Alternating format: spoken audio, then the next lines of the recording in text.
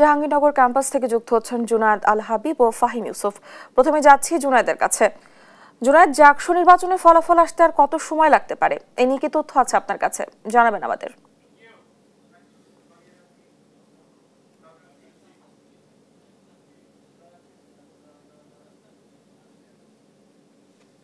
ঘটেই চলছে। কিছুক্ষণ আগে একজন নির্বাচন কমিশনার তিনি নির্বাচনে অনিয়ম, ত্রুটি এবং প্রশাসনিক ব্যর্থতার অভিযোগ এনে তিনি পদত্যাগ করেছেন এবং কিছুক্ষণ আগে তিনি আসলে গণমাধ্যমের সাথে কথা বলেছেন। তিনি যেমনটা বলছিলেন যে গতকাল দিনভর আসলে বিভিন্ন অভিযোগ তারা প্রশাসনের কাছে, বিশেষ করে নির্বাচন কমিশনের কাছে জানিয়েছিলেন। জাল ভোট দেয়া, অতিরিক্ত ব্যালট পেপার ছাপানো এবং ভোটে আসলে প্রভাব বিস্তার করা সহ নানা অনিয়মের অভিযোগ এনেছিলেন। তবে সেক্ষেত্রে আসলে প্রশাসনের পক্ষ থেকে কোনো ব্যবস্থা গ্রহণ না করায় শেষ পর্যন্ত কিন্তু তিনি কিছুক্ষণ আগে পদত্যাগের ঘোষণা দিয়েছেন।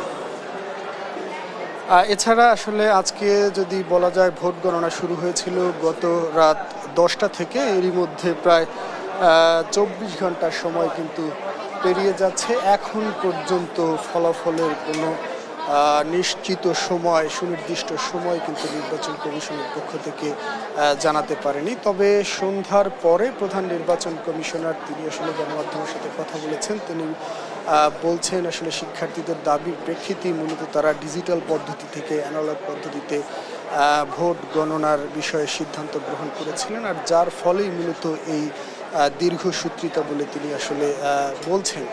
তবে তিনি দাবি করেছেন আজ রাতের মধ্যেই মূলত ভোট গণনা শেষ হবে, এমনটাই কিন্তু তিনি আশ্বস্ত করেছেন গণমাধ্যম কর্মীদের। তবে সেই দাবি বা সেই আশ্বস্ততা আসলে কতটা বাস্তবে রূপায়িত হয় সে বিষয় নিয়েও কিন্তু সন্দেহ প্রকাশ করছেন গণমাধ্যম কর্মী সহ এখানকার যারা নির্বাচনের সাথে জড়িত রয়েছেন এবং যারা ভোটার, বিশেষ করে বিশ্ববিদ্যালয়ের শিক্ষার্থী, তারাও কিন্তু সংশয় প্রকাশ করছেন। তারা বলছেন যে সন্ধ্যা 6:30টার দিকে মূলত কেন্দ্রীয় যে ছাত্র সংসদটি রয়েছে তার ভোট গণনা শুরু হয়েছে। তো এর আগে মূলত হল সংসদের 21টি হলের ভোট গণনা শেষ করেছে, যেই ভোট গণনা শেষ করতে প্রায় 20 ঘন্টারও বেশি সময় লেগে গেছে, যেখানে আসলে মোট পদ ছিল মাত্র 15টি। কিন্তু এখন কেন্দ্রীয় সংসদের 25টি পদের বিপরীতে মূলত যারা নির্বাচনী কর্মকর্তা রয়েছেন তারা এই ভোট গণনার কার্যক্রমটি পরিচালনা করছেন। আপনি আসলে ক্যামেরায় দেখতে পাচ্ছেন যে এই সিনেট ভবনে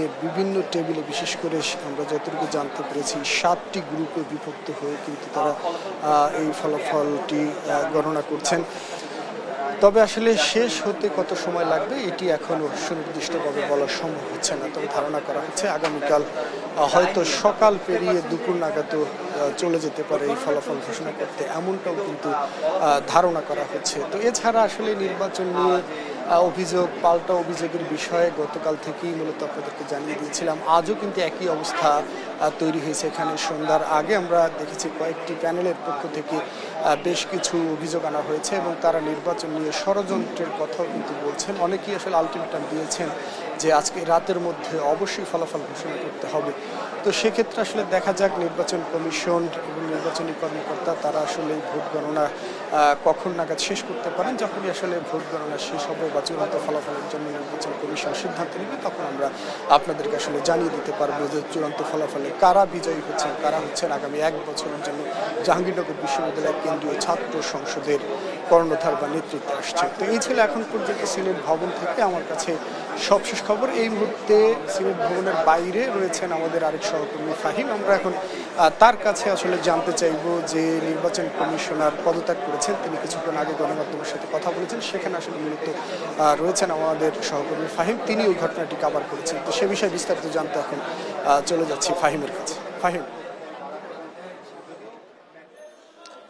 জুনায়েদ, ধন্যবাদ। আমরা এই মুহূর্তে আছি ঠিক নতুন যে কলাভবন রয়েছে জাহাঙ্গীরনগর বিশ্ববিদ্যালয়ের, সেই কলাভবনের সামনে। কিছুক্ষণ আগেই কিন্তু এই কলাভবনের সামনে থেকেই কিন্তু নির্বাচন কমিশনার মাফরুহি সাত্তার, যিনি কিছুক্ষণ আগেই পদত্যাগ করার ঘোষণা দেন, এবং তিনি জানান যে এই যে নির্বাচনের যে সার্বিক অসঙ্গতি, বিভিন্ন অসঙ্গতির কথা তিনি তুলে ধরেন এবং তুলে ধরে কিন্তু এই যে নির্বাচনের সার্বিক অব্যবস্থাপনাকে দোষী করে কিন্তু এখান থেকে তিনি পদত্যাগ করেন এবং তিনি বলেন যে এতে অন্যান্য নির্বাচন কমিশনার যারা ছিল, নির্বাচন কমিশনের সকলে তাকে অনুরোধ করা সত্ত্বেও কিন্তু তিনি তার স্বেচ্ছায় এখান থেকে পদত্যাগ করেন। তো তার এই যে পদত্যাগের বিষয়, এটি কিন্তু এই যে জাকসু নির্বাচনকে ঘিরে আরেকটি অনিশ্চয়তার আরেক ধাপ এগিয়ে যায়। আমরা দেখতে পেলাম যে সকাল থেকে কিন্তু নানা নাটকীয়তার মধ্য দিয়ে একের পর এক কিন্তু আমরা দেখতে পেলাম যে ভোট গণনাকে কেন্দ্র করে একের পর এক একটি নাটকীয়তা তৈরি হচ্ছে, যেখানে সাধারণ শিক্ষার্থী থেকে শুরু করে যে সকল প্রার্থীরা রয়েছেন, শিক্ষার্থীদের একাংশ, তারা কিন্তু অনেকেই ছিল একের পর এক দোষারোপ করে আসছিলেন যে নির্বাচন কমিশনের যে ভুল সিদ্ধান্তগুলো, তাদের যে ওএমআর পদ্ধতির বদলে এই যে ম্যানুয়াল বা অ্যানালগ পদ্ধতি যেটি তারা হাতে হাতে কাজ করছেন, সেই পদ্ধতি নিয়েও কিন্তু তারা প্রশ্ন তুলছেন।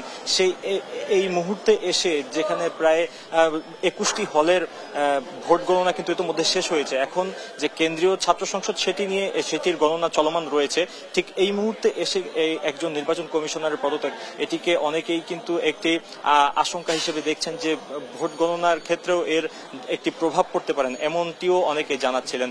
তো এই যে জাকসু নির্বাচনকে ঘিরে একের পর এক একটি অনিশ্চয়তা কিন্তু বেড়েই চলছে।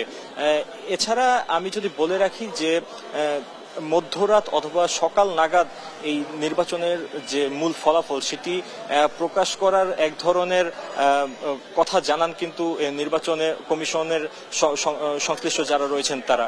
এই ছিল জাকসু নির্বাচনকে ঘিরে সর্বশেষ আমার কাছে।